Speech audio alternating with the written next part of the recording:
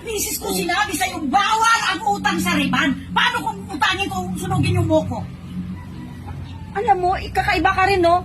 Pati ba naman yan, problemahin ko pa yan? Mads, Ay, mayroon mo akong pera, Mads? anong pera? Wala nga akong pera eh. Kasi dumating yung magririban sa akin, yung dalawang magkambal. Oh, Manghiram ako ng pera sa'yo kasi pang pariban ko, magpapapidicure rin ako manitin. bakit? Uy, kasi ako bukas flight ko na eh. Ay, pasensya ka na, wala akong pera ngayon. Alam mo naman. Ano ba naman yan? Ikaw lang ang naisip kong utangan eh. Eh, wala nga akong pera dito. Lagi ka naman kasing ganun. Puro na lang walang pera, puro na lang kasi walang pera. Ano ba yan? Ang ingi-ingi mo naman. Wala naman talaga akong pera. Nakulang siya na ngayon dalawang magririban sa akin. Mag-suot flight ko na bukas ba?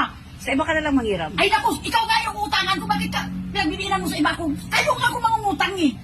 Wala nga akong pera, Mads. Ang kulit mo naman.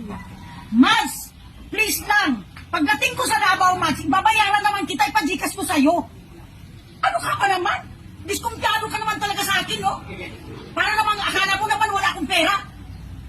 Kaya nga, wala nga akong mapahiram sa'yo. Sos, Ay, di sabihin mo na lang dun sa nagre-reban na i-gcash mo na lang yung bayad. hindi pwede yun. Pagkatapos ng riban, bayad agad. Hindi naman pwede utang doon. Ano ka ba naman? Ano ba namang klase ikaw mangungutang, ikaw pagalit?